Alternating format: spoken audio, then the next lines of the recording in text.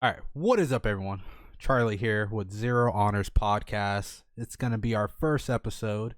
But before we get started, let me go ahead and introduce the crew that's going to be a part of this podcast. Chad, you want to go ahead and start it out?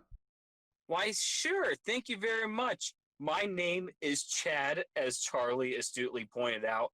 And so far, I guess in the next couple podcasts or the first few podcasts, I'm going to be talking about mixed martial arts and UFC news, predictions, previews, analysis, whatever's juicy.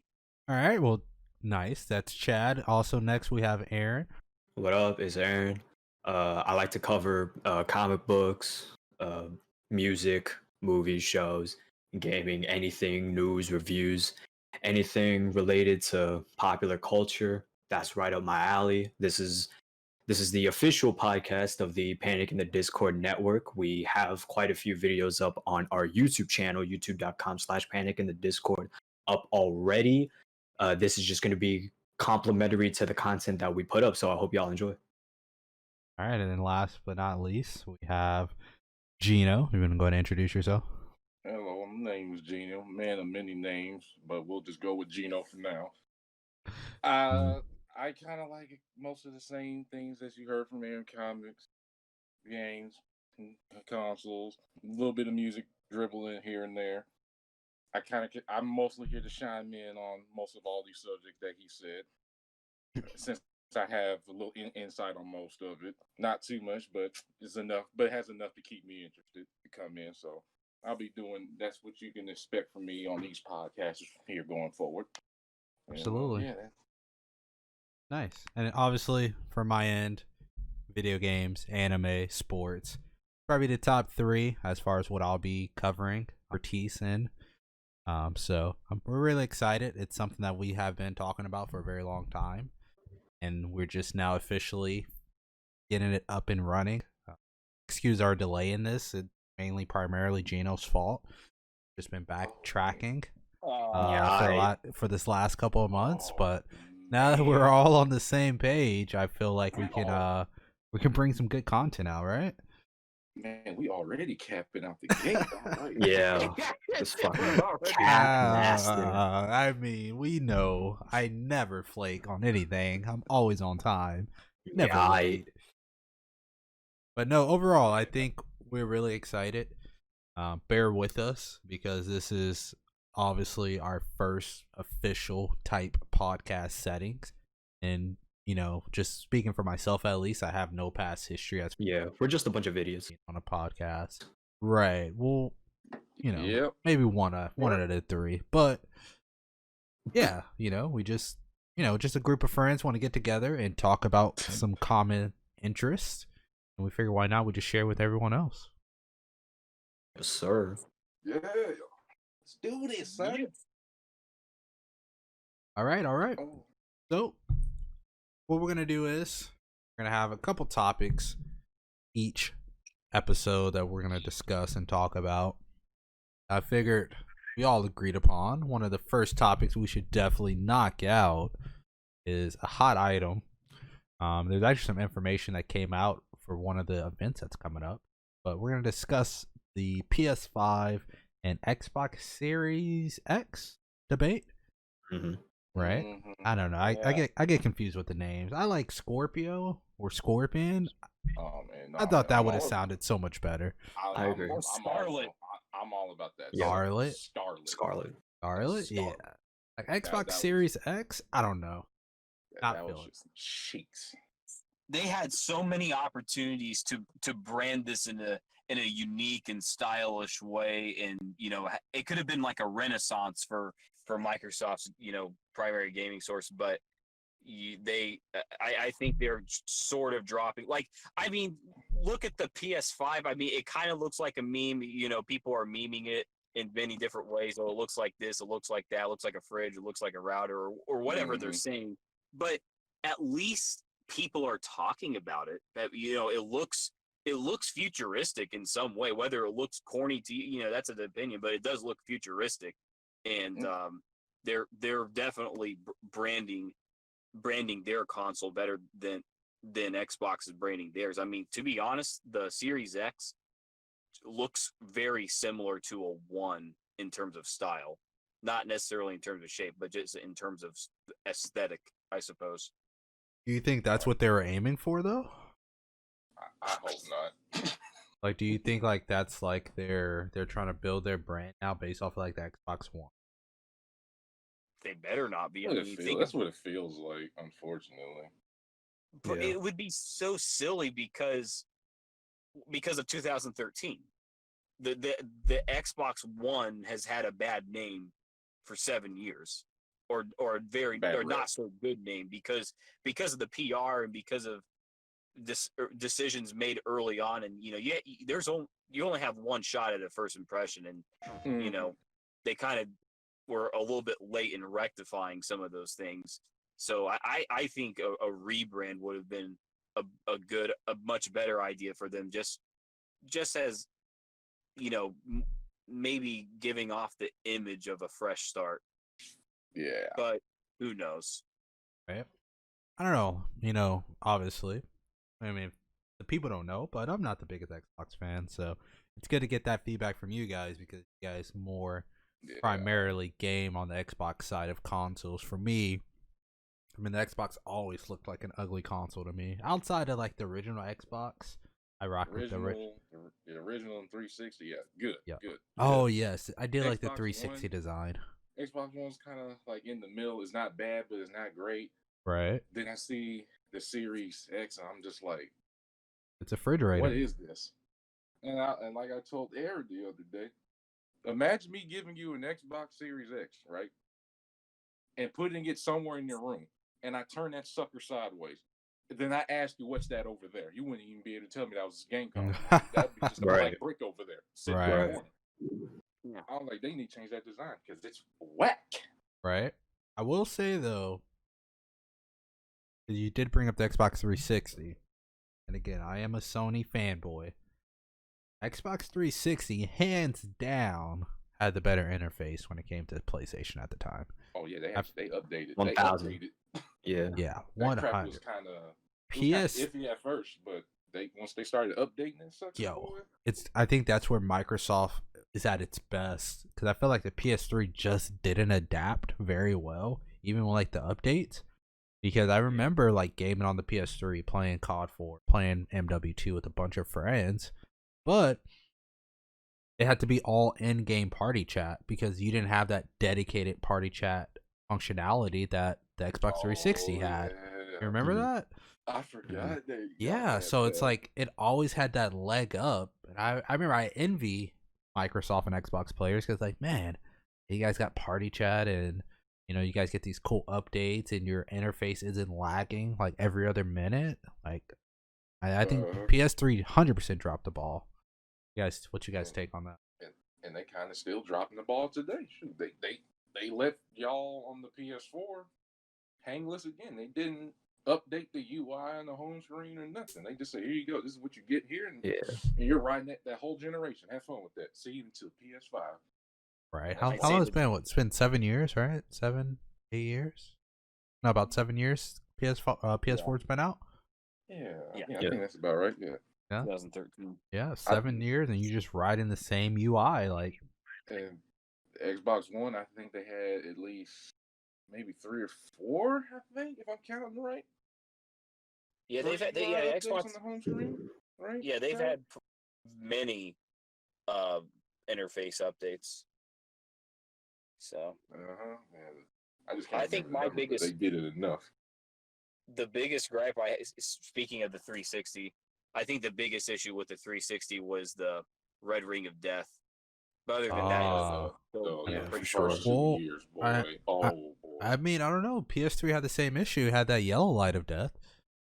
Oh, really? I never owned a PlayStation 3. I was like, I'm not like I mean, I might be talking a lot about Microsoft because in recent years I played a lot of Halo and I played like a lot of Cuphead or something. So I'm on the last few years I've been on Microsoft side, but before that I've kind of been with Nintendo and Microsoft and Sony a lot. Like PlayStation 2 is my favorite console, so I try not to commit myself to a a brand. Though if you do commit yourself to a brand, that's your prerogative and your every right to for you to do that. I mean, in nowadays, like PlayStation 4 at least can say it has a pretty good set of games, and Yeah. they're leading the fucking console war with so many more sales than Xbox and Switch, although Switch did just come out a few years ago, so it's a little bit harder of a comparison. But yeah, I mean, I'll try and be as objective as possible and not try and sound like a fanboy, but I have been enjoying Halo the past few years, and they've been improving the Master Chief Collection, and I really like those games. Okay. Yeah. I mean, at least we're gonna have someone that's gonna be objective because I'm not. I'm be a Sony fanboy. I'm riding to the end. This guy. There you go. Yeah. See what we're dealing with? This freaking guy. But speaking of that, you kind of mentioned that you said your favorite console before. Obviously, we get into the PS5 and Xbox Series X debate. Chad, he mentioned that PS2 is. How about we do this? What is everyone's first console or handheld device as a kid? What was the first system that you actually played? Super Game Boy Nintendo. Advance. Game Boy Advance for Aaron. What happened? What'd you say, Gino? Super Nintendo. For Nintendo. Okay.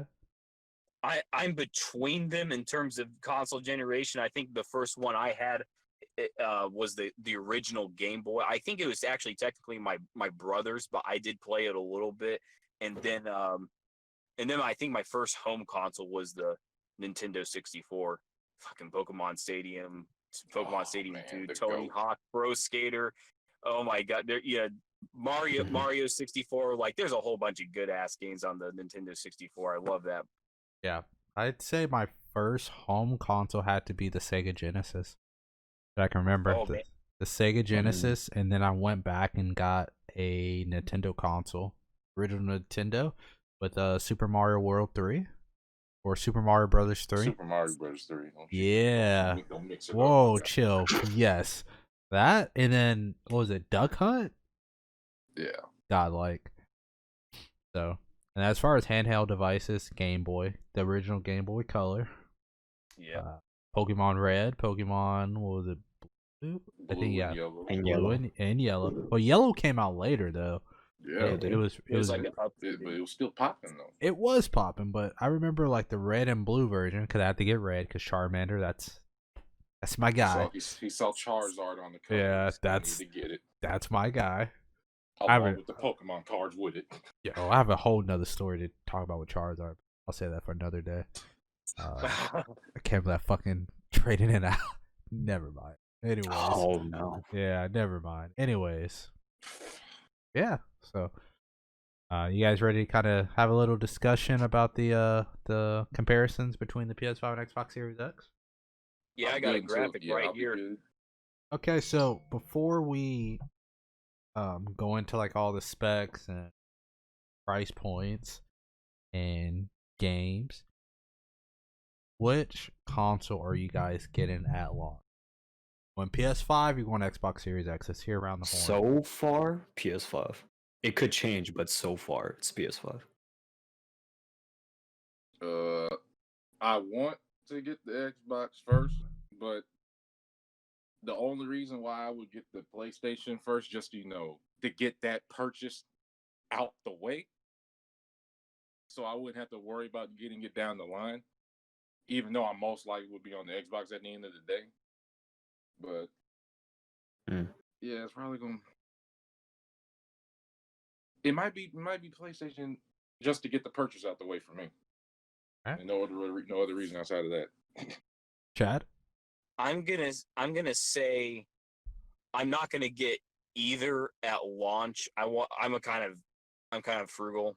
I want to wait until like maybe there's a discount or a sale or just any kind of price drop. But I'm also waiting on reviews for the launch games, because I'm looking at, for Xbox, I'm looking at Halo Infinite, and Halo Infinite. Some of the trailers look pretty good. They just need to show a gameplay trailer. Hopefully, they do that later this month. it looks like a pretty visually good game, and I like the combat and whatnot. But if they come out with reviews and say, "Oh, Halo Infinite sucks," and then there's no, and let's and hopefully there's more games than that. But if there isn't, and PlayStation 5 has already announced games and all those things are getting good reviews, then I'm, later, sometime after launch, I'll get a PlayStation 5. But I'm gonna be waiting on reviews. So, All right. I would have. That's the other reason with the PlayStation 5. Most of all the games that are coming out this year, just for this year, if these games that came out this year are doing well enough, they're gonna see that they're gonna have to bring that over to the 5 and stuff. With unnecessary remastering and all that. Right. I So, think. Yeah, I'm definitely gonna go with the PS5. Just mainly due to the fact, and we'll get into a little bit later, is the first party side of things when it comes to it. Like the game, like gaming's a big thing for me. I have to be interested in the games. Like at this point, like graphics, yeah, that's a bonus, but it's always gonna come down to the video games at the end of the day, at least for me. Yeah. I just feel like at this present time that the Sony still reigns supreme when it comes to the video games from like the exclusive side of things. That's a big selling point for me. All right. Yeah. That's good. That's really good. Right. Microsoft, like I said, they just got freaking Halo, Gears, Forza. Kind of usually outside of those three, they're just trying to get something going. yeah, they have like. Oh, sorry. No, go ahead. I was gonna say, didn't Microsoft acquire a whole bunch of studios? So they really should be working on a solid lineup of games for them, at least at launch or sometime within the entire year 2021. Right. Yeah, Let's not forget Microsoft does have like their conference at the end of this month. Yeah, hopefully most of them are exclusives and not too much leaning towards the third party side, please. Right. I mean, rumor has it. That usually breaks me on console events like that. Yeah. If I can get on the other console, then I don't need to watch this. Just saying. Yeah. They said rumor has it. Perfect Dark is supposed to make a return for Xbox. Oh. That'll be interesting. And then if they handle that right, that'll be good. Yeah, and then of course it's a third party, but they mentioned something about Far Cry 6 being in development. And then Gus from Breaking Bad, he's supposed to play a part in the game. Not sure if you guys saw that information. Yeah, I saw like a headline or something. I mean that'd be pretty exciting. I know it's a third party side of things, but I think, speaking of third parties, I think the specs for the Xbox is gonna already be a selling point for third parties because if you could have this game on that console and the game on the other console, would you want it to look prettier or would you want it to perform better? Some people, when the Kingdom Hearts collection or whatever came out, some people were like, "Oh yeah, I'm gonna pick up an Xbox One X." I'm like, why would you do that? I mean, I thought Kingdom Hearts players were just, always on, PS4, PS3, or whatever. They hated Xbox because there wasn't a Kingdom Hearts game ever on Xbox. But they're like, yeah, but I like the sexy 60 frames or more than 60 frames and 4K and all this stuff, and they just wanted like the optimal experience. And so I don't think, hopefully for this conference coming up, they don't need to show any, or at least not a lot of third parties, because people there's going to be third parties on both consoles no matter what. Like it's the major ones at least. Yeah. And people. You have the specs. You have the specs up for the Xbox. You want to go over the specs? Go ahead. Yeah, I'll go. Okay, so processing. The Series X has 8 Zen 2 cores, 3.8 gigahertz. PlayStation 5 has 3.5 gigahertz. Graphics, Xbox has 12 teraflops. PlayStation 5 has 10.28 teraflops. Memory, Xbox has 16 gigs. PlayStation 5 has 14 gigs. Oh, what the heck am I? Memory bandwidth, Xbox has 560 gigabytes per second, and PlayStation 5 has 448 gigabytes per second. Optical drive, 4K and 4K for both. Internal storage, 1 terabyte for the Xbox and 825 gigs for the PlayStation 5. Expanded storage is another terabyte expansion card for the Series X, and then PlayStation 5 is an NVMe SSD slot. I don't really know what that is, but the gist of it. Oh, okay. The gist of it is that across each category, the Xbox Series X is a little bit stronger in each category than the PS5. So overall, it's like, you could say it's considerably stronger, and that's good.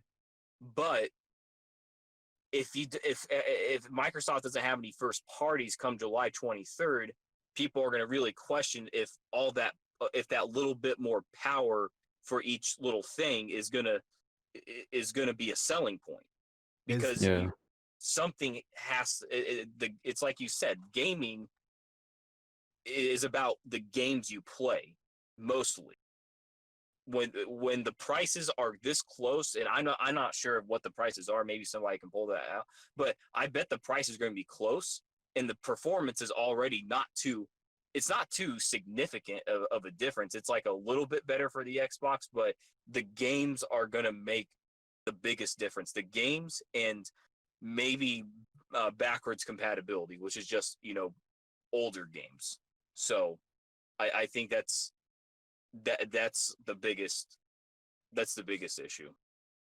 Is that so? After hearing Chad go over the specs, guys, is that a selling point? Like, are the specs? It depends on who you are.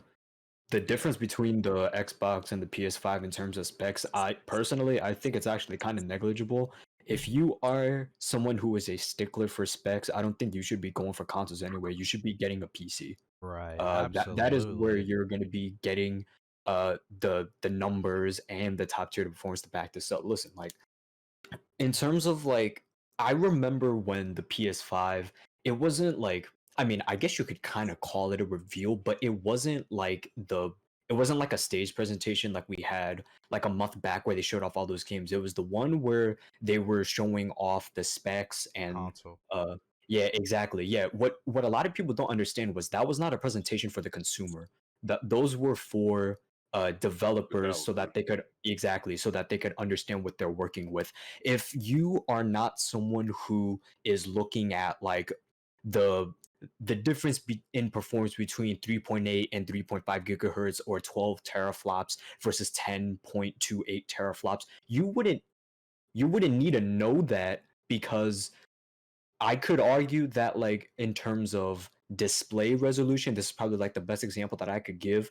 There really isn't a difference between 1080p and 1440p, at least not for me. If you're not looking for it, you're not going to see it. And I think it's the same way, but with performance, because consoles nowadays are still trying to hit like a steady 60 across like every game, whereas PC's been done that since like the 7th or 6th generation even of consoles. They've been doing that, and they keep getting higher and higher. So that's at least what I gotta say about specs. Out on that. I'm not a specs guy, I'm gonna be honest with you. Yeah. You can tell me all this lingo, it will go over my head. I'm an old school dude. I was like, if the game plays well on my system or TV, I'm set. So the specs are negligible. Yeah, I mean, and also too, at the same time, if, like, for example, specs, you're talking about 4K this, is that you're trying to, play a 4K console, but you have a 720p monitor or TV. So it's like you don't even have the right necessarily equipment to even equip for 4K. Yeah. A lot of times people are talking about that, but it's like, well, you don't have a 4K TV or you don't have a 4K monitor. You have to invest if you want that quality. But Aaron kind of nailed it. If you're looking for graphics and high end play, I mean, use that money that's gonna be what $500 to $600 and invest into a PC console, because for the most part, you're gonna get the same thing outside of the exclusive titles. Um, but you're gonna get you're gonna get the same amount of so much games. more. Yeah, I want to piggyback on something else Aaron said about current the Gen 8 consoles are trying to make a steady 60 frames, and they're kind of, some games are can do that, some other games just don't, and that's I think is going to once again just be another problem for the next gen. If these next gen games, Gen 9 games, are going to be high, even more detailed, even more graphically impressive and demanding and all this stuff, then we're not going to there's going to be few games that actually get up to 120 frames. And but it's like you said with the monitor, if you don't have a 4K monitor, none of this even matters. And if we have games that are not even optimized to run at this many frames and at this refresh rate or whatever, then it matters even less. So this is going to be once again up to the developers and the engineers and whatever to make sure these games even achieve the total performance potential of these consoles. But not only that, I mean, they're just going to have good games in general. Right. A lot of them. Yeah, I mean, if I'm gonna really look at it from a graphic standpoint, like I'm only gonna really care from like a single player experience, like the FF7 remake or The Last of Us 2, or whatever exclusives that Xbox has. Like I'm gonna care from like a single player experience, like, oh yeah. But if I'm playing like FPS or some other like MP type of game, it's like, yeah, it's cool to have nice graphics, but I mean, I'm cool running 30 frames per second or whatever the case may be, or 1080. So, but that's just me at least. Gonna notice it. Exactly. Or if I'm playing a fighting game, it's like, I don't need to see the sweat drip down their forehead every second. You know what I mean? It's just, give me cool combos, give me cool gameplay. Because when it comes to like fighting games, I'll take gameplay over graphics any day of the week. I know that's kind of an unpopular opinion. I don't want to get sidetracked because we can easily talk about MVCI. I think that is one. I think that's a case where if you really break it down, it had great gameplay. It's just it suffered everywhere else. So.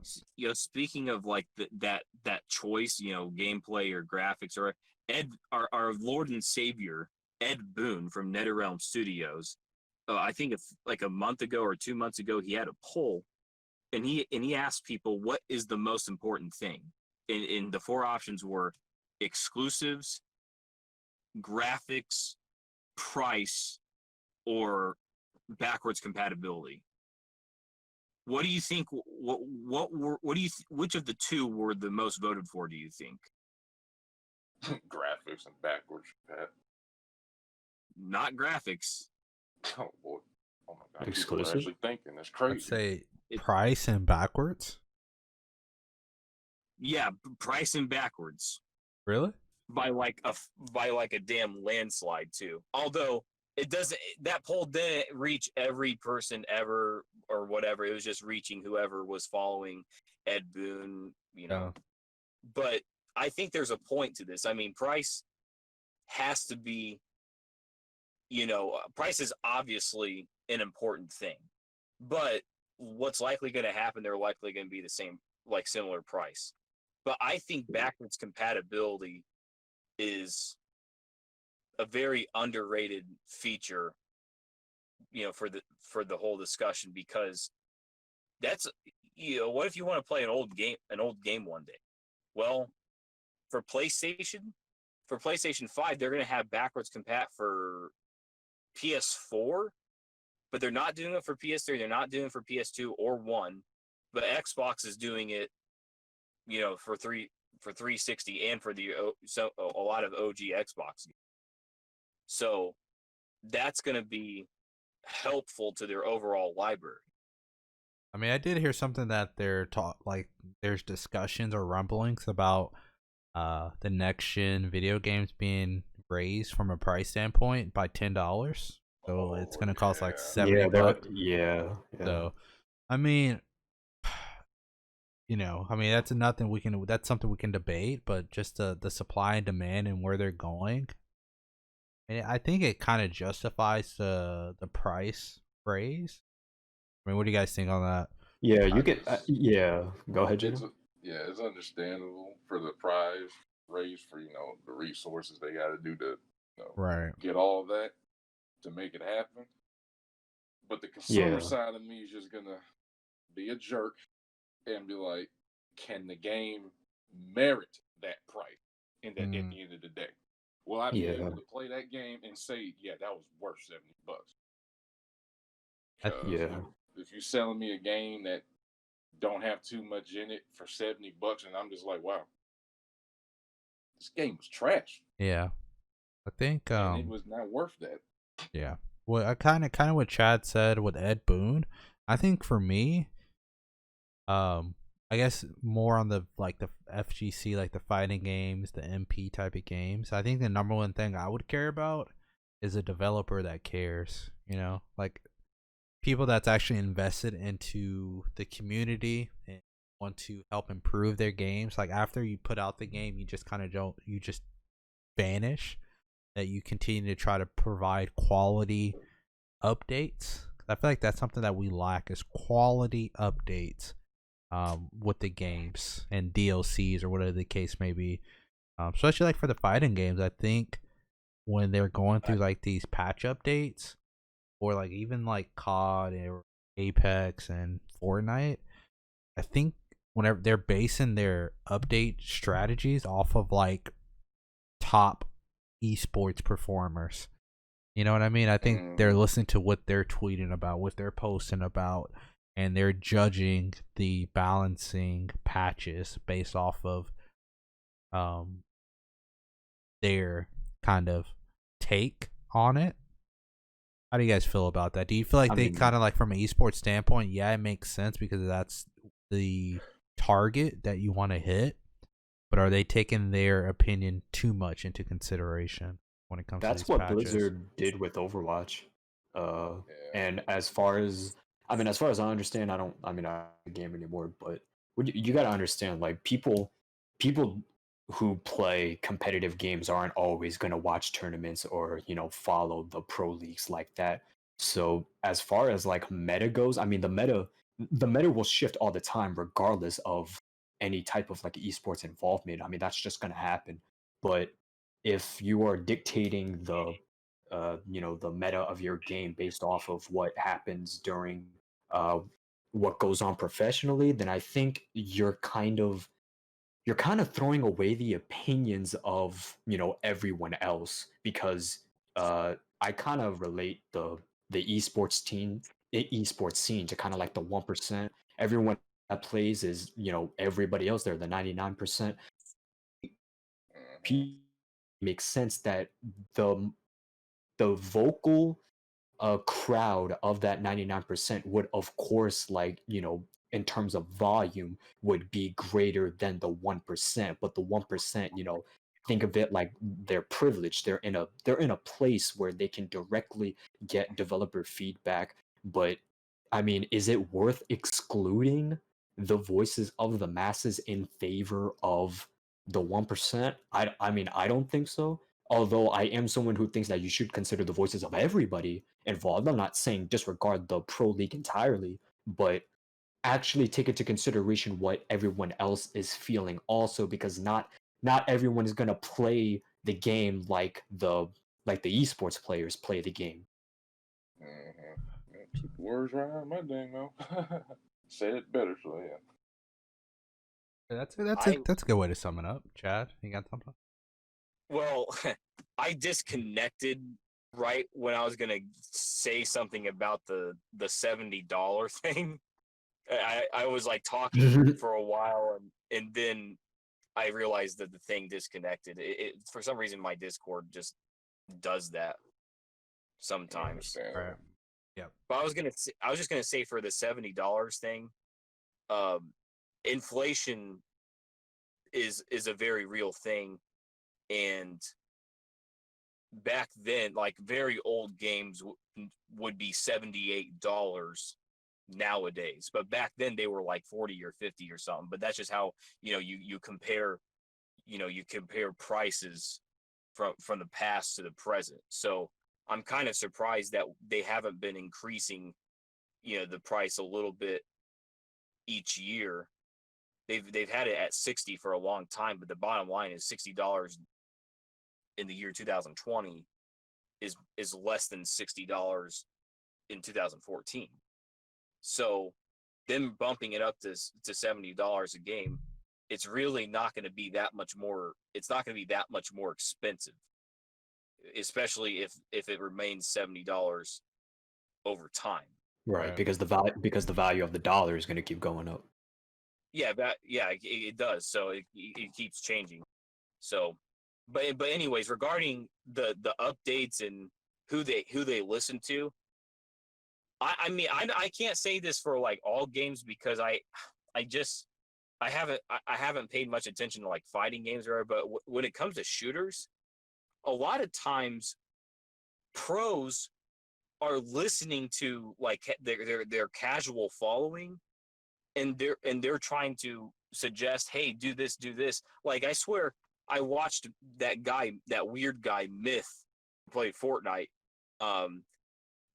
He told Epic Games, hey, remove Bloom and put some other bullet projectile system in Fortnite, kind of like how Halo has it, where it's a physical bullet, but it's in general just goes straight and there's a little bit of a drop, but don't have this weird hit scan bloom or whatever.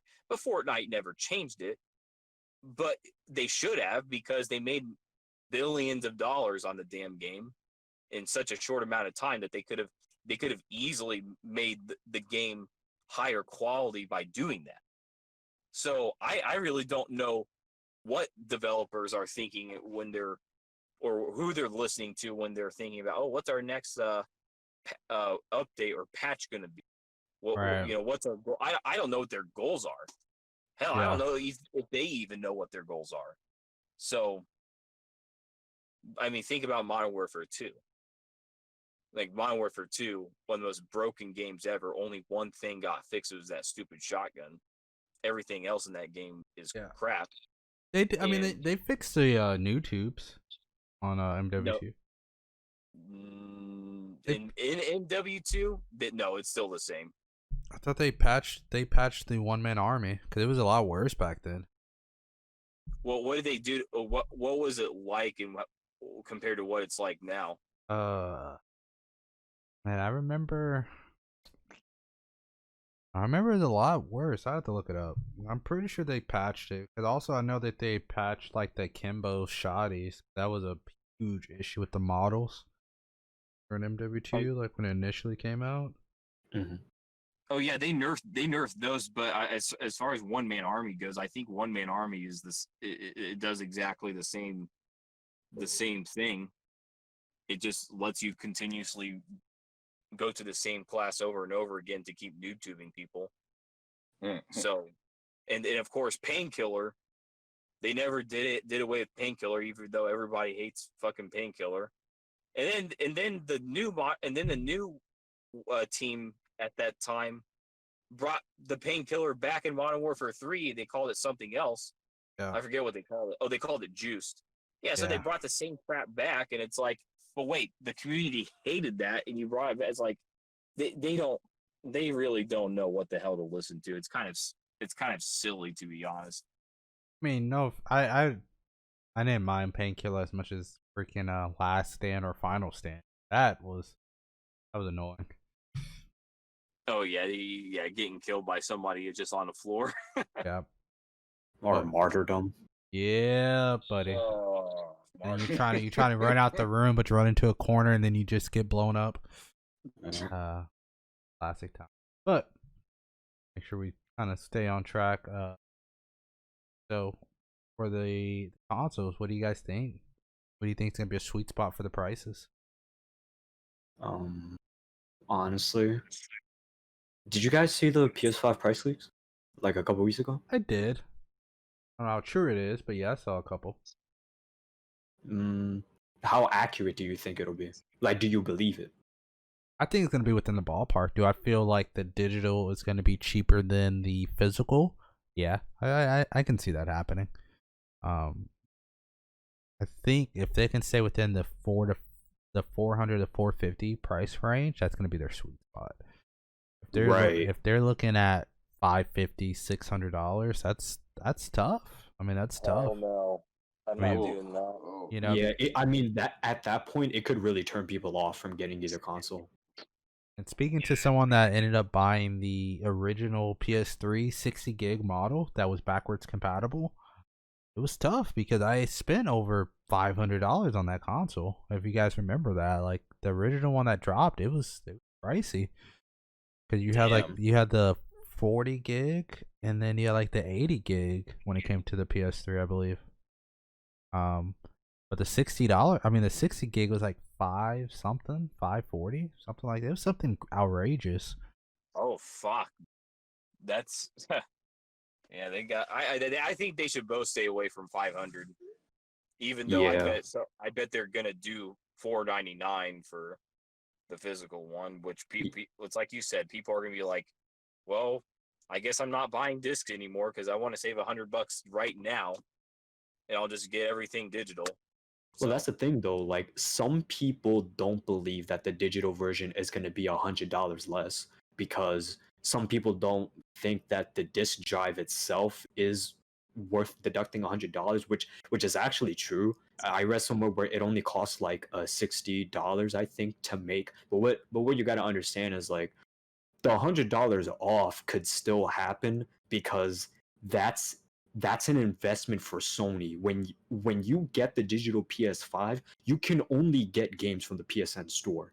So it's a surefire way of Sony to make sure that you are only getting games through their portal so that they can get a little profit off of every game that you buy off of their portal. And they're not like losing money off of you getting games from like GameStop or Amazon or anywhere else. So I can see the $100 off being justifiable. Maybe not realistic, but I think there is a reason for it. Makes You know, that actually makes a lot of sense now that you put it that way. Yeah, I mean the original PS3 it was $599, the 60 gig first drop. Jesus. Yeah. So I mean, but that one was the only one at the time that had backwards compatibility. Right, yeah, that one did, huh? Yeah, so I mean, you're able to go back to play the PS2, PS1. Oh man, goals. Yeah, I mean, and that's the thing. Like, that's a big selling point, at least for me, when it comes to PlayStation, because they have so much in their bag when it comes to like PS1 titles, PS2 titles, PS3 titles, that if you have backwards, like it'd be amazing because you don't have to just depend on playing PS5 games. You can go back to play classic games. I think that's what's big, that they should really be, that they should focus a bit more on getting backwards compatible. It is because in Chad we've made fun of a certain individual. You'll know exactly who this is when I mention him. Mr. Don Matrick said during press for the Xbox One that, I mean, I'm paraphrasing, but he basically said if you're not getting with the changes with the Xbox One, like always online or something, then you could always just get the 360. And like that is just such a tone deaf statement to say because people aren't always going to have like this timely connection with things. Like I mean, like, and I can say this because I'm the youngest one here. I did not, I was not affiliated with anything from 90s or 80s culture, but I love the music from those eras. I love the comics from those eras just because I didn't personally experience those because I was not alive. That's a factor that you got to consider. People didn't get every Sony console from the PS1 forward, so they want to have the opportunity to still have like a unit, right? Like for the current gen, but still have like this backlog of tons and tons of classic games that they may not have been able to get otherwise. Like I'm gonna go a little bit more of a niche example.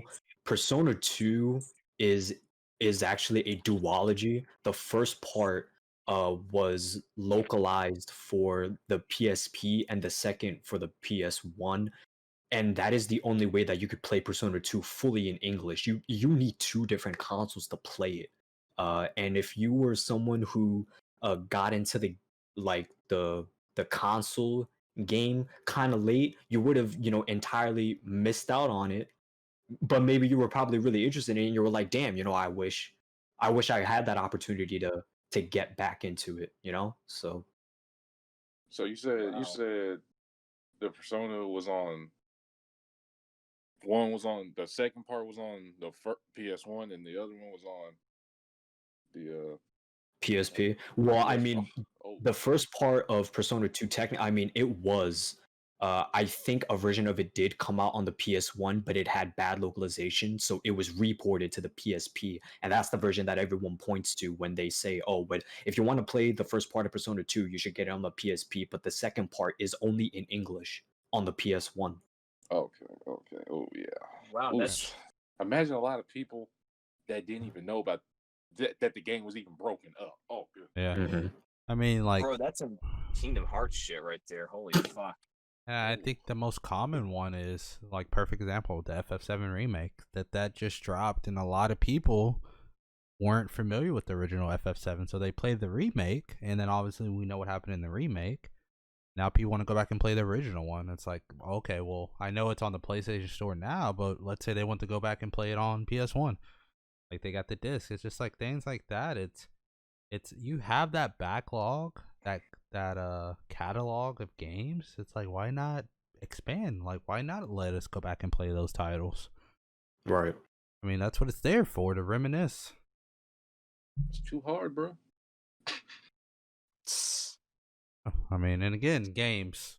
Sony, Xbox. What do you guys think? These first parties. I know we already saw kind of Sony reveal with some of their titles during their conference. What's your guys' opinion? They came out swinging. Yeah. What you guys? Some of your thoughts on that? No, the games look good. What They was didn't your look too bad, man. What was your biggest takeaway, Gino? Oh, I guess we'll go around the horn too, but we'll start out, Gino. What's your biggest takeaway from the games? Terms of first party, Ghost of Tsushima looked really, really, really, really nice. Which one was that? Ghost of Tsushima, the game that's coming out next month or this month. Well, I was talking about for the PS5 though. Did they show that during that conference? Yeah, they showed it was one of the game lineups. I think they're coming out for both consoles. I think if I remember. I'm sure there's gonna be a PS5 version, but it was probably only like a little blip at the beginning of the conference. It was not actually given like a proper trailer to show off the PS5 though. Like I think that's what Charles is saying. Yeah. Like those games that were demoed for the PS5. I guess I need a list for. I know PlayStation has currently announced more first parties, but I need like a list side to side to see, what they all are. But did that Xbox game with where you're shooting dinosaurs? What the Second Extinction, is that what that's called? Something like that. That game looks kind of fun because it's like, okay, you're just blasting dinosaurs in the face. But I mean, other than little thing. Oh wait, there's another one at the Xbox.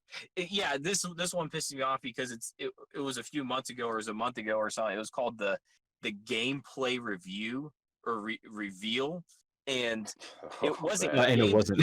It wasn't gameplay. It was renders. It was just rendered just cinematic trailers and stuff. Yeah, it was cinema. So some idiot at Microsoft, or a group of idiots in the same room agreeing that we should, let's call this video the gameplay reveal. That none of those idiots knew what gameplay is.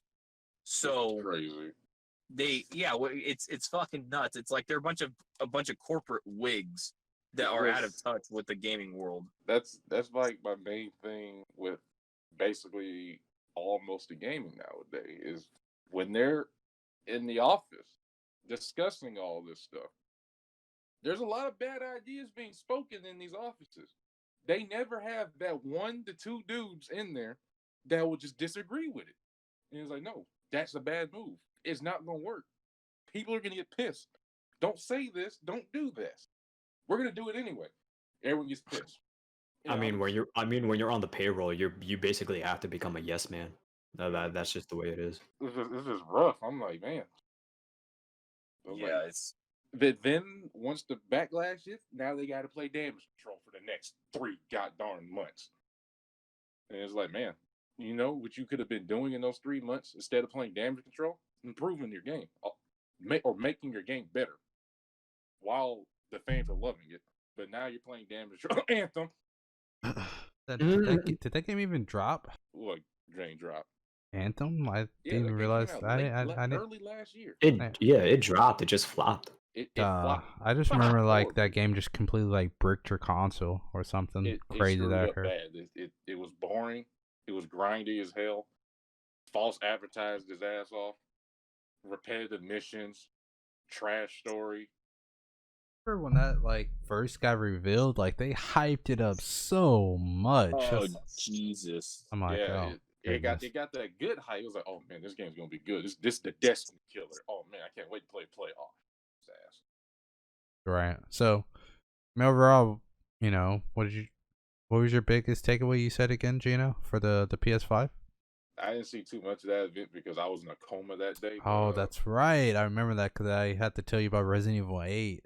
Yeah. Right, I remember. What about you, Aaron? Bug snacks. Oh my God! Fuck you! I was gonna say that too. That's my shit. Honestly, if that's a launch title for the PS5, it is a day one cop with the console. Yo, Like, the music was definitely ridiculous. Yo, that shit slapped. Like, the craziest shit was there were quite a few times where I almost clicked off the stream because I thought I was about to get into some bullshit. That was one of the times I was like, okay, hold on. This game looks stupid as hell. It has no business being on like a next gen console. It doesn't look like it's pushing any boundaries or whatever. The minute that song started, I was jamming, and I couldn't hate. All my hate was gone. Right. What about you, Chad? Same thing? Well, since fuckboy Aaron stole my answer, I'm just gonna have to get a different one here. Is Crash Bandicoot PlayStation 5 or PlayStation 4? Is that gonna be cross-gen or what? I'm not sure. I didn't even look at the trailer. Did they even show a trailer for that? Yeah, they did. There's a trailer. Yeah, it's gonna be on both. I just saw the leaks initially. Xbox. Wait, it's gonna be on Xbox. What? It's on everything. Oh, it is? Oh, I thought. Okay. Crash is gonna be on everything. Oh, they got rid of the exclusive rights? Naughty Dog? No, they never had it. Crash has never been, ever since the 360 days, Crash has been on his own. Really? Oh, real? Oh, I didn't know Yeah. that. I must have been so out of touch with. Yeah, after PlayStation 2, yeah, they been, or PlayStation 1, yeah, they been lost Crash after that. Yeah, but where's the Jack and Dexter though? Are we ready for that discussion? I mean, Last of Us 3 first, Charles. Oh boy, that's finishing damage controlling Last of Us. That's a whole nother podcast episode to get into Last of Us 2. Oh God, because Jack and Daxter's not happening until they're done damage controlling that game. So I mean, they did have like the leaked, like canceled, like prototype photos for Jack and Dexter 4, Jack 4. It looked pretty boss. It looked cool. But that's a whole nother discussion. The Last of Us 2. I'm not mentally ready to have that discussion yet. But yeah, That's just what I look at Last of Us 2. You're the game that's preventing Jack and Daxter from being made. That's just how I look at it. Oh. All right, so I mean, what are you guys expecting going into the Xbox? What's some reveals that you buy? I just want some new stuff. So I like can't hope for Gears. So breath of fresh air. So you mean like new IPs for the first party standpoint? That's all I can hope for right now. I mean, they invested a lot of money into the developer side of things. They did, and that's why I want to see some fire. By the end of the summer, I need to see some shit. Because the main Gears, the main Xbox IP I like, which is Gears, that's already, and that got released late last year. So they already said they're just gonna update the graphics a bit and a few other things. I can't remember the details they said, but they did say they were gonna bring it over to the Series X when they do bring it over. But like I said, since it came out so late in the one's life, they're not gonna make a 6 no time soon yet. So they gotta let this game rock for like another year or two before they even think about doing that. So that's why Halo's kind of holding the fucking world right now until they show everything else. What are you looking forward to, Chad? Xbox this conference. Segueing off of what Gina just said, Halo. I mean, there needs to be new stuff. Obviously, they can't just keep doing Halo, Forza, and Gears. They need to have some fire from these developers that they have sunk money into, because they obviously knew they've been very far behind on exclusives. But yeah, they need to have gameplay for Halo. They need to show the world what is the gameplay for Halo this time around. And if they don't have Halo gameplay this July 23rd, then the question is going to keep still lingering, and people are going to lose their confidence in Xbox and Microsoft, and they're going to be like, yeah, Sony's looking pretty good right now, and they just need to. Xbox just needs to swing back, and they need to swing in the right place. So, it's just really echoing the sentiment as everyone else. I want interesting new IPs, because I mean, to be frank, I was never really a huge Microsoft guy, although I did have a 360 before I had a PS3, but that's neither here nor there.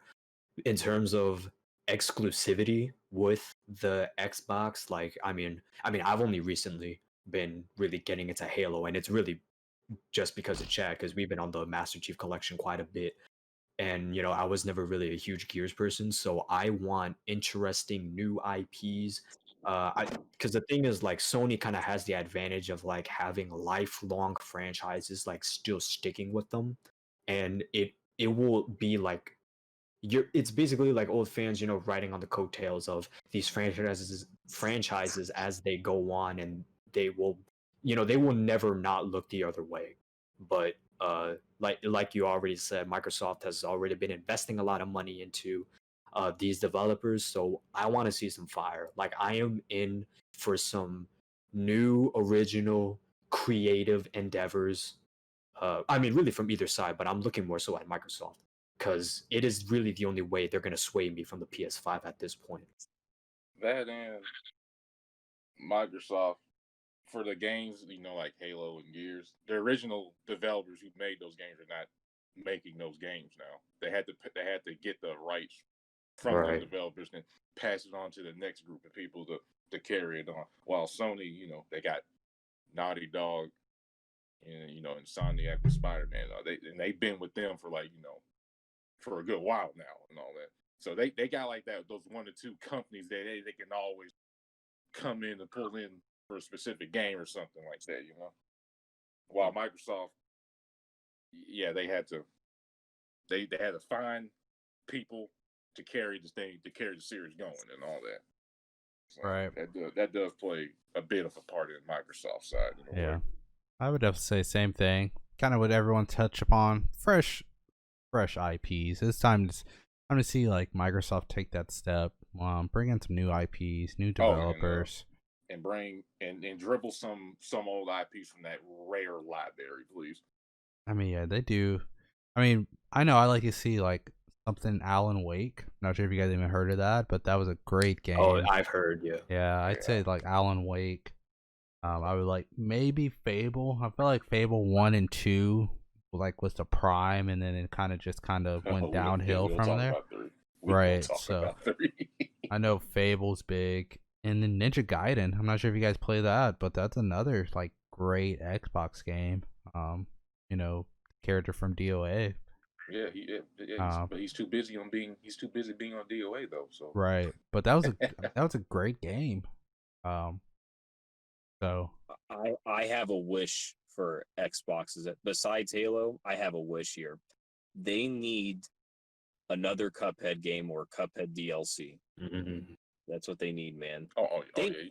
You can bet they're doing the Cuphead. I've never played Cuphead, so I can't speak on that. Well, you need to play Cuphead and, grow some hair on your chest, because Cuphead is an amazing fucking game. It's a good challenge. It's a fair challenge for a game. Silly to me.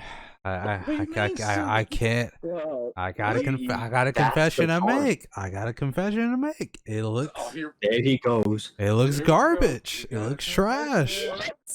What? Cuphead looks garbage? I mean, they cups. What you want me to expect? What you want me to say? Dude, it's like a style. It's like a 50s style. It's just like I don't know. They're just the old school being creative. Style. I mean, that's godlike. Dude, I mean, it looks trash. You bought The Last of Us 2. Don't ever call Cuphead trash. Whoa. Wow. Look, I like The Last of Us 2. Abby's my favorite character. Listen, hold on. I don't listen to this fucking guy. I don't want to hear you talking about this design is trash or this design is good when you're a Cyclops fan. Stop. Cyclops. Whoa. Are we actually comparing Cyclops to Cuphead? It's not even a comparison. Cyclops all day. Yeah, Cuphead's way better. When you think when you think X-Men, you think Cyclops. Like, let's be real right now. Wolverine. No. I'll say in the 90s, yeah. Sure, no, when you were thinking now. Cyclops, I mean, when you're thinking X-Men, you're thinking Cyclops back then. Now, now Wolverine were front and center, like now all these new fans big into these X-Men movies, and they see Wolverine. Yeah, I mean, I'll see it now. That's a whole nother discussion. Cause I'm gonna defend Cyclops. I'm defending Boy Scout all day. You're defending Cyclops after attacking Cuphead, which is a good game, and it's only like $20. Yeah, and it's cheap. Yeah, it's cheap. I need to check it out because I remember seeing Chad doing like some sort of speed run, but the game was good. It was so long ago, so I actually gotta go back and watch. Yeah, you need to just play it. You're gonna add that to the Souls collection. It's a much shorter game than Dark Souls. It's a more forgiving game than Dark Souls because you can keep if you die to a boss, you can press retry. The bosses are hard and you die in 3 hits or whatever, but you can always just hit retry and keep going at it. That's how I kept playing it. It was I don't know. It was an addicting challenge. It was the right kind of challenge. It was addicting to me. So it might not be for everyone. My friend said, "Hey, I tried playing it. I don't think it's for me." Hey, that's fine. But at least like find someone who has it and try it. I don't think you would regret it. It really feels rewarding as a single player game. I'll check out some footage. It's on Steam, right? But yeah, it's on Steam. It's probably cheaper on Steam than on Xbox. So. Oh yeah, because Microsoft's going through that phase right now where they're actually trying to be friendly with everyone, like Nintendo and Steam and all that, with some of their selective exclusives and stuff. Right. Because they realize, hey, Cuphead's like a platformer. Right. And everyone liked this game. Screw it. Let's let Nintendo have it. And freaking Steam. We got Cuphead and Smash.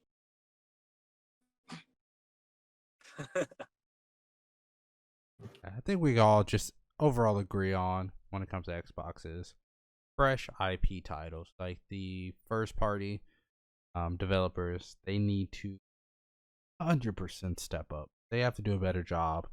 I think that's the only real way that they're gonna have a fair competition when it comes to Sony, because kind of what we talked about earlier, graphics just ain't gonna. I mean, graphics is not gonna win the war. Right. That's not. It's gonna always come down to the games at the end of the day.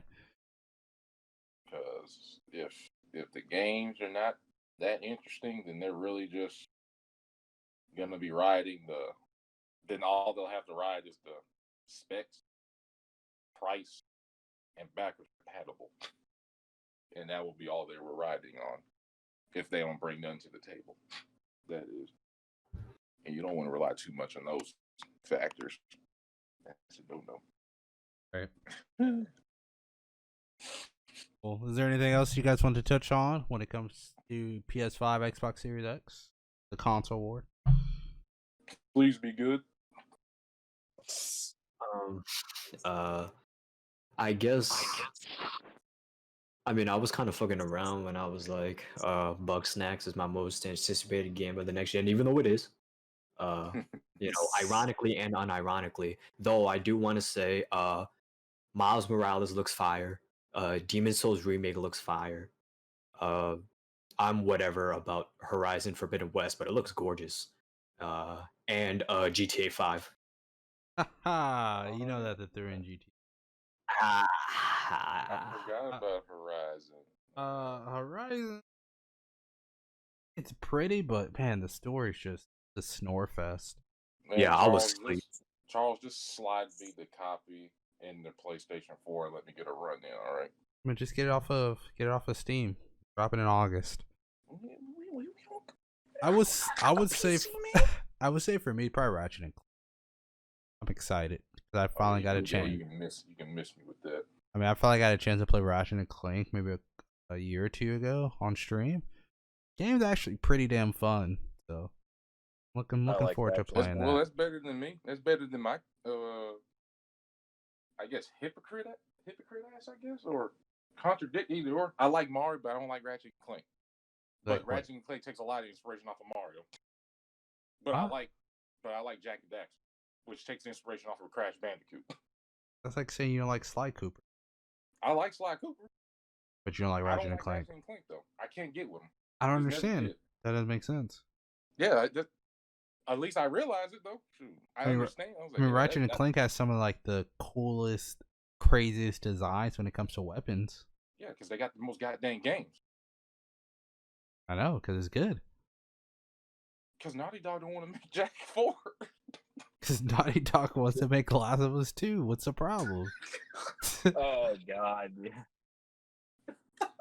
Can't you see? You gotta take your time with a masterpiece like Last of Us 2. You can't rush that. Exactly. Come on, Gino. You know the game. Oh, God. All right. Any other comments we need to make towards the PS5, Xbox Series X? I guess all we can do is wait. July 23rd. July 23rd. We all said that we're going PS5. It's dropping in the holiday. I don't expect anything crazy to come out once the consoles drop. Typically, especially PlayStation, they did a lot better job this past console. They struggle with launch titles. They're just atrocious. You just better get ready for that PlayStation 5 UI though. That's what. Word. I'm concerned. Microsoft normally they definitely steal the show when it comes to UI comparison. Because man, Xbox will give us a trash UI. We'll complain about it enough. That sucker will get changed at some point. Sony, Here you go. Have fun with that. See you next year. I mean, but luckily we'll still get that FF7 remake part 2. So. Oh boy. Oh yeah. I mean, I'm excited. Xbox will be getting that remake next year, baby. Yeah. I think that's my game of the year, actually. But that's a whole nother discussion. Talk about that later. All right. So we're moving on. Chad, do you have anything? Regarding the last time, nope. Well, I said everything I wanted to say about Xbox, PS5. So. Right. And he said Cuphead's trash. Copy that. All right, so moving on to. Oh my god, fuck you. We're moving on to WB. Aaron, something you kind of want to discuss? I don't really know too much about it, but Educate us. go ahead and go ahead. All right. So WB, of course, is a subsidiary of Time Warner, which is actually owned by AT&T. And AT&T has made the executive decision to let go of WB Interactive Entertainment, which is WB's gaming arm. I guess the decision was it just wasn't being profitable enough, and they needed to let go of certain assets in order to stay in business during the coronavirus. So basically, what this means is that all of like the studios that are like signed and owned by WB, like Rocksteady, NetherRealm Studios, WB's Montreal, San Fran, and San Diego, are going to become free agents until further notice, until they get picked up by another publishing studio. I think I read somewhere where like EA is up for grabs, Activision's up for grabs, like Take Two, and probably some other publishers are also looking to grab some of those studios. But I wanted to get your guys' thoughts on this because there's a couple things. One, what does this do with the rumored Rocksteady Suicide Squad game and WB Montreal's rumored Gotham Knights game? Do you think those games are going to be canceled? Or do you think they just need to find a new home in order to finish production? What do you guys think, Chad? Well, I think that's going to be the latter of what you said is going to be their goal. I mean, think about the devs they sunk in all that time. They're not going to want to just give up, just because AT&T and Warner Bros or whatever gave up on them. They're going to probably go try and find a home. Now, where that's going to be, I don't know. Maybe one of the bigger names can jump on this like an opportunity or something, like Sony, or I know we just technically got done talking about Sony and Microsoft, but maybe Sony or Microsoft can pick them up and say, hey, we'll help you out. The game you're looking at or you're working on looks somewhat promising, so come join the fight. Looking at you, Microsoft. Yep. Yeah. Gino, got anything to add? When I saw that story, I was more flabbergasted that AT&T even owned all of that, because I was like, oh wow, they apparently cared enough to buy Warner Brother Games and all that. You'd be surprised. AT&T is a lot bigger than you think. It's not just a phone company. Oh yeah, I know they're big. I found it funny that they cared enough to buy them out. I feel you. I was like, wow, y'all, someone cares enough. But yeah, yeah, I'm curious with those Batman games. Is Warner Brothers just gonna fund them to their last few bucks until they're done, until it's all said and done and stuff like that? Mm-hmm. And because as we've seen from Warner Bros, they will give the necessary money to help you either get an important patch out for a game or make sure this game does well. That has been proven enough with a bunch of their games. Curious, then you shift to the next Batman Arkham game, which hasn't not too into yet, I guess, and Mortal Kombat, Witcher. You're curious where those games are going to go now, since anyone can just come in and scoop those up. Mm-hmm. And any goddamn moment, I'm hoping Microsoft gets that Mortal Kombat though, so we can have that Killer Instinct versus Mortal Kombat game in the future. Okay. That godlike netcode.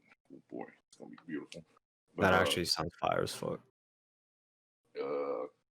But yeah, that's a lot of games. That's a lot of decent games that are about to become free agent.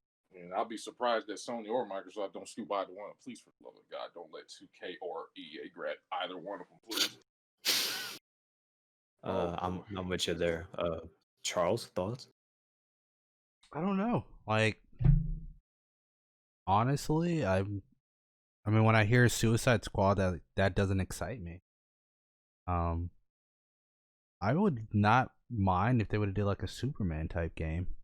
Like, it's long overdue. The last Superman game we really had was the atrocious 64 title.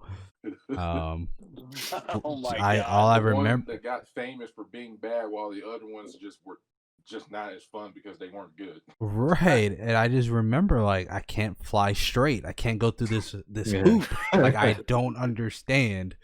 And yeah, I mean, I think if they're gonna do something, I mean, don't get me wrong. Like, I think with the Batman side of things, they kind of need to kind of put that to rest. I feel like the Arkham trilogy, I think that's more than enough. When it comes to like Rocksteady, I would like to see another. I would like to see another character. I'd say Superman. We know you want an Arkham Origins too.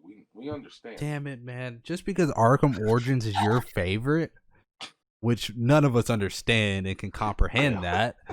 I just feel like, I mean, I guess with Batman, it's easier to pick off a Batman because they just have so many good characters when it comes to like the Batman family and just like the villains and characters like that.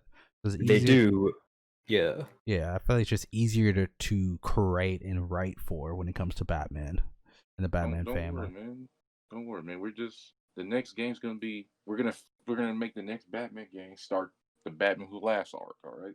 Okay, so the next thing, the other thing that I wanted to talk about with regards to this whole selling of assets, was this a good idea or not? Because what I'm gonna say is this, like, I don't know if this was entirely the reason, but I'm assuming, like, I mean, if AT&T decided that the gaming arm needed to go, they probably weren't seeing a lot of profits from the gaming side, and that's why they decided to let him go. But they were plummeting because of COVID, and what I don't understand is if AT&T had suffered losses because of COVID, doesn't that just sound a little odd to you guys? Because if people are being forced to stay home, they're playing more games than they normally would. So it just seems kind of weird to me that that would be the reason. Although I'm not sure if it's the whole reason. Again, I don't know if it's the whole story or the whole picture. But if that's what it is, that just seems a little bit weird to me.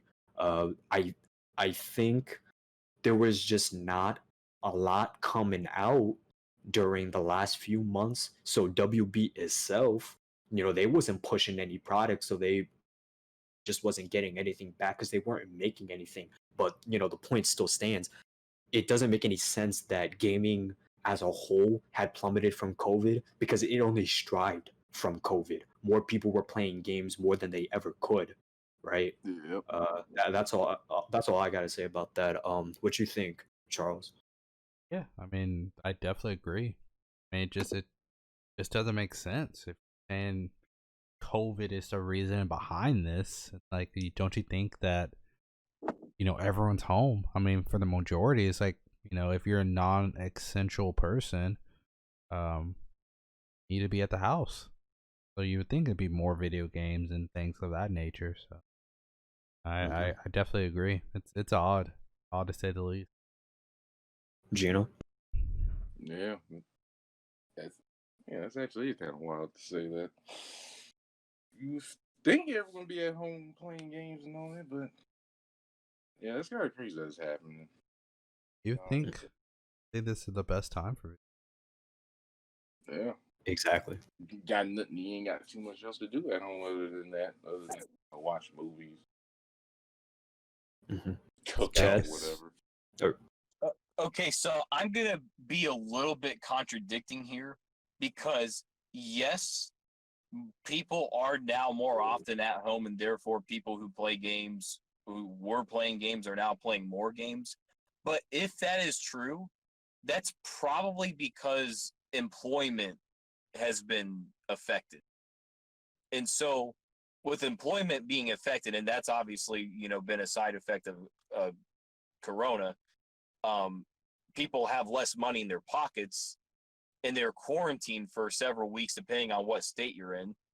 And they're gonna be like, okay, now I gotta go spend the money I do have on,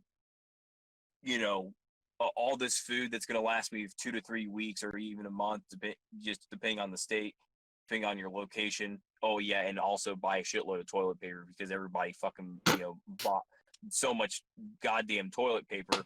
But you understand my point is that during this time, yes, people had more time to do stuff at home, but since they're working less, they have to hold on to the money that they have because they had already spent whatever amount of money on essential things.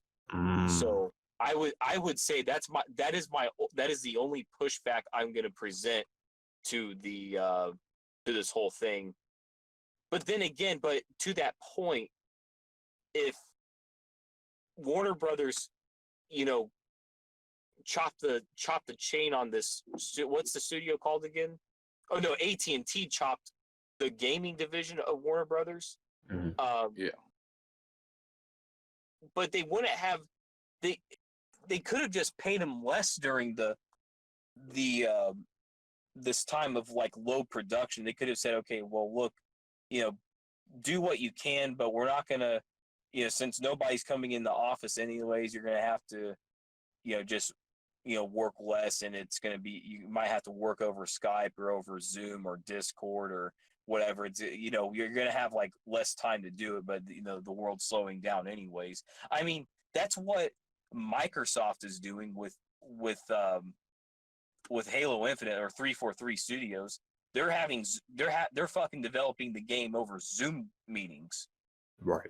Zoom and Skype and stuff. So to me, I offer my pushback that I offered, but with saying that still doesn't mean they needed to completely cut that gaming division off, and they might be losing out on something potentially good in the long run. So yeah, that's my contribution to this. That's a good way of thinking about it. I actually didn't look at it from that angle, but that actually makes complete and utter sense. People would have less money to spend on anything that's non-essential. Yeah, that makes a whole lot of sense. And that's while that does contribute to the overall issue, I guess we can all agree that it's still a little strange that they would let go of WBIE altogether. And while I am hopeful and optimistic for the future of some of these studios, because I do want to see some of these projects get made, I am not the biggest Suicide Squad fan, although I love Rocksteady. I think Rocksteady just needs to move away from any sort of licensed material, and I just want to see them create a new IP. I think that they are talented enough that they can do something original and not have to rely on the name of something popular in order to sell their product. I think they got what it takes to do something exceptional that isn't Batman related. So I mean, that being said, I have no doubt that the Suicide Squad game is going to be good. If it's co-op, that just sounds fire. And this Gotham Knights game that's being developed by W Montreal, apparently it's going to involve the Court of Owls, which is one of my favorite Batman stories of all time. So I am definitely hyped, at least from a narrative perspective, for that game. I want to. So I mean, I want to see these games get made. But what I don't want to see is these games be made and published by EA. That I don't want to see that. I don't want to see Mortal Kombat done by EA. Right. Nothing. I need EA to step out of this, please. Oh boy, man, they're gonna nosedive for Witcher, man. I'm telling you, man. Oh boy, they're gonna nosedive for Witcher. That's for sure. Closing arguments. Screw EA. We don't want them working on none of these games. 2K too, because 2K is just not gonna give them enough resources to make those games good. And I mean, EA's hit or miss. Sometimes they're fire, and then a lot of times they're just hot garbage. Nah, they're just hot garbage, man. They I mean- they stick a lot of BS influence into their games. I don't know where you've been. I mean, they gave us Dead Space, right? Or they Look had how Yeah, long- and they ran Visceral out of business. Look how long it took Battlefront 2 to be worth a damn. Right. right. Like now that- it's worth now it's worth a damn, but it's like too late. The first impression has already been it's been made, established and for it's too damn long. it sucks. And that's another problem with the games made nowadays. We just get the game out there, and we got to spend the next year and a half making it better when it should have been in this state out the gate. Right. And we should have been perfecting it from that point on. So yeah, that's the other thing we living in right now, which sucks. And a lot of games are doing that, unfortunately. Right. All right. Well, anything else, Aaron? Did you need to touch base on for WB? I rest my case. All right. Well, Chad, I know something else we wanted to get into for our last topic, at least for this episode. Touch base on a little bit on the UFC as far as current status and what's been going on in the world of mixed martial arts. Go hard. This is gonna be a little bit juicier than I originally thought, because there's a lot of things I'm gonna bring up, and I'm gonna be spanning back like about 3 weeks, and then gonna do a preview for UFC 251, because there's been some news for that, some news that just popped up. But let's go back to the UFC 250. So first thing I want to say is it's really the most notable thing. The UFC women's featherweight and bantamweight champion Amanda Nunes, she defended her belt against Canadian Felicia Spencer in a dominant 5-round win, and she became the first 2-belt concurrent champion that defended both belts while holding them. So that's a huge accomplishment in the sport of mixed martial arts, at this level. Amanda Nunes has beat everybody, and if she defends the bantamweight belt one more time or two more, if she defends the bantamweight belt 2 more times, then she would break Ronda Rousey's title defense record. And that's good. Yeah, so maybe that's all she has left to do, but honestly, she's the fucking greatest greatest female fighter of all time, just by all the she has beat the best women in the sport, and she's already done it. She fucking destroyed Ronda Rousey, which is also a plus, because I don't like Ronda Rousey. So scrolling down, that was the main event for UFC 250. But Charlie, did you see 250? Did you see Cody Garbrandt? Did you see Sean O'Malley? They both had like walk-off knockouts. Did you see that? It did, and I feel like Cody, because he's on a kind of a somewhat losing streak, especially with the whole the TJ fights. So I think Cody looked a lot better. I feel like his game, it's really based off of his striking. But it was 2 really impressive knockouts. So, which one did you like better? I would say O'Malley.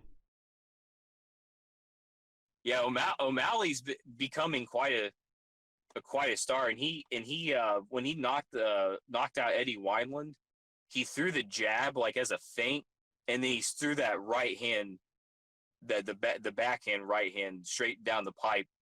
And it was just such an efficient knockout. It was pretty. And again, Cody, like I said, Cody's looking good. I'm not a big Cody fan, but he's looking a lot better. I see.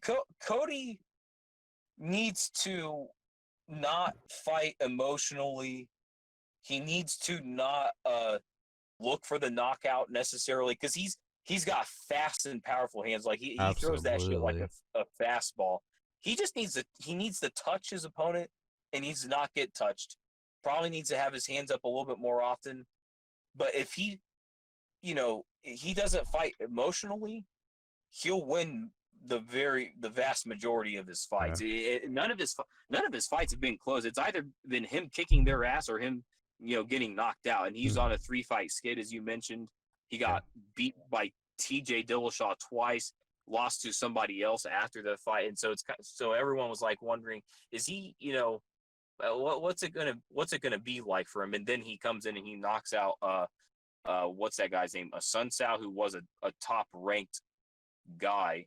So, but Sean O'Malley, man, Sean O'Malley hasn't fought anybody who's ranked, but he's for the competition he's faced, he's just been nothing short of dominant. He's been looking like better than Conor McGregor, to be quite honest. He's been just knocking people out in the first or second round. Maybe he has all first round knockouts. He's efficient. He changes his stances well, and that's good because most fighters pick a stance, but if you can change your stance and you can knock out anybody with any technique on either side, you're a striking genius pretty much. I believe that to be true for Sean O'Malley. But I don't want to not include Gino and Aaron in this, but I take it that you haven't seen these fights. Yeah, I have. So I don't. You don't have to include me. Okay. Well, next time I'm gonna send you footage of fights and then ask for your guys' opinion, because I'll assume Charlie has seen most of these, but I'll assume that you guys haven't. So I'll send these fights to you, and then that way we can have more input from all of us. Totally. So I'm going to go on to UFC Fight Night. Jessica I versus Cynthia Calvillo. I did not give a fuck about that main event because I don't care about the women's flyweight division. It's the least stacked division in the UFC. That's understandable. That division is so uninteresting. Like the champion, Valentina Shevchenko, is pretty good, but other than that, it's just not anything to do. But did you, Charlie, did you see the Merab Dvalishvili fight on UFC Fight Night? I did not. Actually, I did miss that fight. I didn't get the chance to catch that. I did see some of the highlights, but I didn't sit down entirely and watch that whole fight card. No. Right on. It wasn't too much of a hit anyway, so you didn't really miss anything. But there was a catchweight fight. I think it was at 150. So no, 140. So these are bantamweights, but they under the contract decide, hey, we're gonna not cut 5 more pounds because their training was affected because of the coronavirus and stuff. Merab Dvalishvili was supposed to fight Ray Borg, but he fought another kind of a no-name guy. This Merab guy is from Georgia, not the United States Georgia, but the Georgia that's the European country Georgia that's like next to Russia, I believe. And this dude scored 13 takedowns. No, 14, 13 or 14, one of those two. Just completely ragdolled this guy. And this is the 3rd fight in a row where he scored more than 10 takedowns. Pretty unheard of in the UFC. Yeah, it is. And in the short amount of time he's had in the UFC, he already has the record for most takedowns as a bantamweight. That's kind of you're in double digits from a takedown standpoint. That's pretty unheard of. He's like he's a judo black belt, and in the country of Georgia, judo is a huge thing. I think Georgia has like their own version of judo. Like Amanda Nunes knows a little bit of judo, and obviously Ronda Rousey, a judo Olympian. Khabib was taught judo in Dagestan by his family and whatnot. So judo is like an uncommon martial art amongst fighters, but it seems like there's a lot of elite, or there's at least a handful of elite fighters who know it. And with that, these judo guys and girls, they know how to take people down in ways that their opponent doesn't know how to defend. Like they'll get a wrist, they'll get a waist lock or something, and they'll just trip the guys or something. And that's what this Marab guy does. He just completely keeps tripping his opponent and just smothering him. And his hands are pretty good too. So he called out Sean O'Malley after his win, saying, "Hey, come and fight me." And then people on Twitter were like, "Hey, I bet Sean O'Malley's not going to fight this guy because Sean O'Malley just wants to fight strikers because knows he can knock him out, but he doesn't want to fight a guy who could potentially wrestle him right into the ground or whatever." And that might be true because we know what happened between Conor McNuggets and Khabib. So, grappler versus striker, it's not pretty once a grappler gets close. So, Yeah, I'll probably make another. I'll make like a video about that on my own channel about those two. But anyways, I'm gonna go on to. Did you see Curtis Blades versus Alexander Volkov? I did see that. That What was did you something. think, sir? Good. I mean, the fight game has been. I mean, Dana White, considering what's going on right now with the whole COVID-19, and the situation with a lot of fighters wanting to restructure their deals, like the big name fighters. But some of these unknown fighters that's coming up on these fight cards, it's actually been pretty impressive. I think that was overall a good a match bout, definitely. It was, I think so. And Dana White accused Curtis Blades of, quote, talking shit, saying, "Oh, he talked shit this whole week. He said he was going to do this and that." Curtis Blades had only one tweet saying something like, actually, I'm not going to paraphrase. I'm going to actually pull up the tweet because I want to be a little bit more precise with this. Where's he at? Oh, yeah. He says, "FYI, if y'all were hoping to see a 25-minute stand-up war, you probably shouldn't tune in to the main event because I fully intend on ragdolling my opponent. Just figured I'd let y'all know ahead of time," and put a shrug emoji in there. So he let us know ahead of time that he was going to make this a grappling match and not a striking match. That makes sense because the guy wrestled in college and his base skill set is American wrestling. Mm-hmm. So Who doesn't like Dana an honest White, guy? yeah, he is an honest guy. He called his shot. He won exactly how he fucking won. So I mean, he's basically Mystic Mac at this point. But here's the thing. Dana said, "Oh, he didn't kick his ass." Well, let me give you two key statistics from this fight. 14 takedowns, was it? Oh, And the more damning statistic, 19 minutes of control time. In a 25-minute match, he controlled this opponent for 19. And he said that's not dominating. Yeah, Dana White and a lot of other people are saying, "Oh, he didn't ragdoll him." Like, look, 14 takedowns and 18 to 19 minutes of control time. That's fucking domination. Pretty good. And Volkov admittedly did stand up in some moments and got like, yeah, Curtis Blades broke a takedown record for heavyweight fight. So, and Dana made no mention of that. I mean, you should make a mention of that because that's a lot. That's a lot of takedowns. Like in a wrestling match, like in a high school or college wrestling match, you wouldn't get that many takedowns. The match is only 6 minutes long. So, but like he really did work him. So that's. I mean, do you have anything else to add on that fight? Do you like remember it vividly, Charlie? Or No, not really. I mean, that it was a decent fight, but nothing that really like stood out that key moment. I'll give you a key moment. I think the key moment was round one. Round one, He took him down within 10 seconds and had him down for 4 minutes and 45 seconds of the whole match. And he outstruck him 40-3. Oh. Yep. Oh. That is a fucking like a dominant round. And that is as dominant as you can do it without like killing somebody.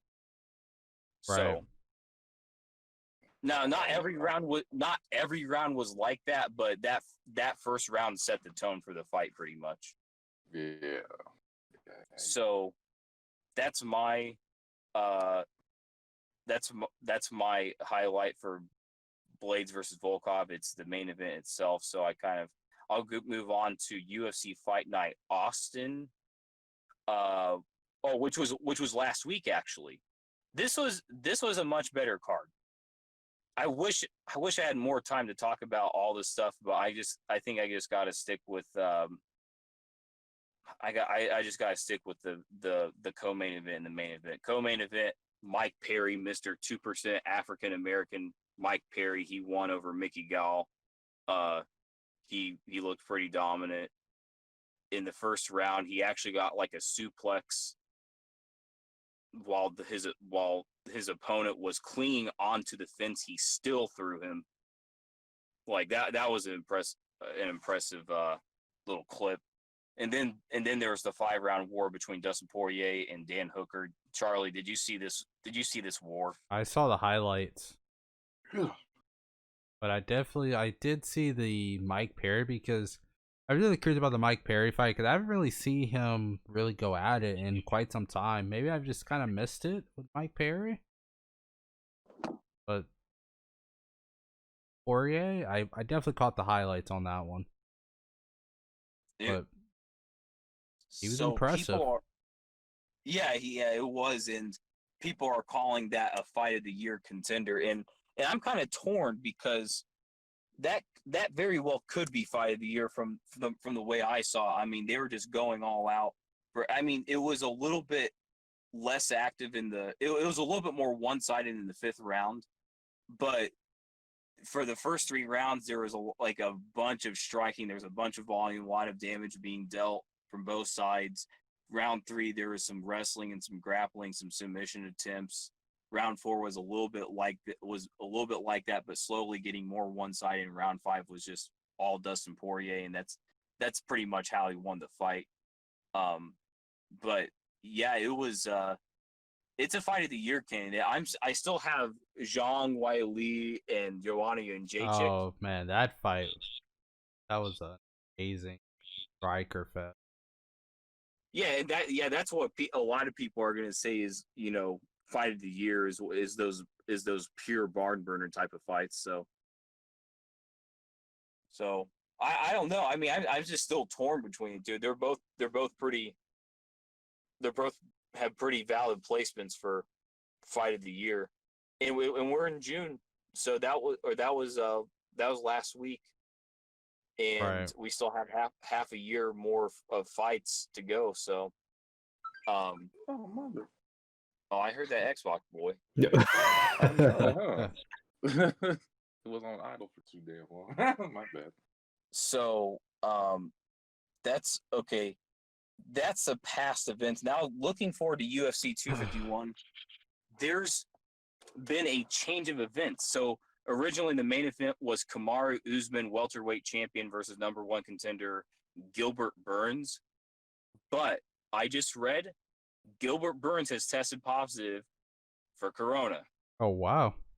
So, Kamaru Usman might not be fighting next week because he has no one to fight unless somebody can get prepared in literally 7 days. Right. Somebody's going to have to cut weight and get to 170 pounds in 7 days. It's gonna be a really short fight. That's had a full-on training camp. Exactly. That's going to be if I'm any top welterweight, I'm maybe passing on this fight because the odds of winning this one are they're kind of low. So, I mean, especially against Kamaru Usman, like he has. I don't think he's been taken down ever, and he's a really good striker too. He's a really good wrestler, really good striker. He's just such a well-rounded fighter that he ragdolled Tyron Woodley. He broke Colby Covington's jaw. Like, this is not a guy that you come in 7 days and beat. You know what I'm saying? Like, there's just basically no way. But luckily, there's other fights on the card. I'm just gonna name off some. Wait, hold on, I'm gonna take a quick look. The prelims don't look that good. The early prelims don't even look that good either. Yeah. The Jose Aldo fight. Okay, so that's So, which from the main event, from the main card, you're looking at Jose Aldo and Peter Yan or Piotr Yan. Yep. Who do you think wins that? Lot better. Kind of overlooking him right now. Back on track as far as being consistent in his bouts. So what do you this has been kind of a controversy. What do you think about him getting the title shot coming off of a loss? I know, like, the judge's decision on that fight was, controversial, but what do you think about this in general? Do you think it's deserved? Chance, but UFC's known. I mean, he didn't get his rematch when he lost to McGregor. They're just Right. known. They're known to do crap like. I don't have. I don't have an issue. They pick and choose when they want to decide on championship bouts, match.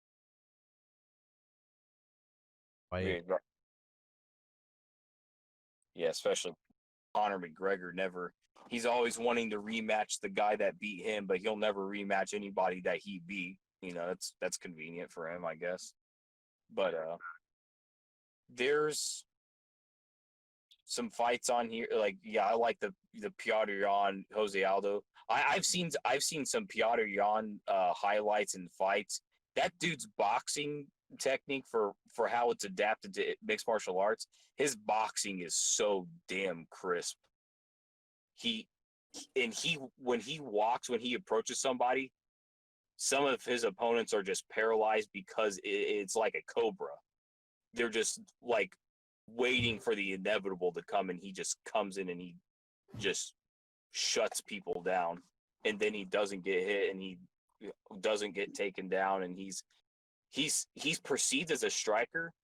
I bet he's a more complete fighter than people are letting on. I don't think he's just a boxer, but his boxing is probably his strongest trait. But moving down the list, okay, here's a meme. Paige Van Zant and Amanda Ribas. Paige Van Zant, she's a cute girl, but she's been talking about free agency, and I think she might just get her free agency after she probably loses this fight. I don't know. What do you think about Paige Van Zant? Yeah. I hear rumblings with her. Her heart's really talking a lot about. Oh boy. I don't really see her, really doing too much more with. Was it going to more like the end? And that makes a lot of sense, because I think she said she made more money on Dancing with the Stars, that the one-time thing she did, Dancing with the Stars. She made more money on that than she did in all 12 fights she's had so far for the UFC. Damn. Pay-per-view. She's not a pay-per-view. She's not a pay-per-view seller, but she's not a draw. But, like, still, she doesn't really get paid that much money. She gets paid. She said she gets paid 46 to show and 46 to win, for like 46,000. And it's like, well, damn, that's kind of interesting. I guess I'd be looking at the WWE as well. They pay you a hell of a lot more than that. So I don't know too much about Amanda Ribas. Oh wait, no, I do know a little bit. She lost once to I forget who she lost to, but she lost no. She recently beat the brakes off of Mackenzie Dern, who Mackenzie Dern is a girl who constantly changes her accent for no fucking. But there, let's see. The next one. Oh, this is a rematch. Jessica Andrade and Rose Namajunas. How about this? The run back. What did you think about that first fight? Did you see that first fight?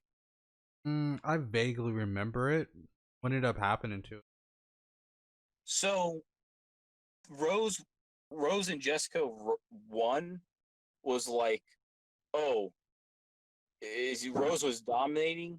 She just was generally piecing up Jessica Andrade, and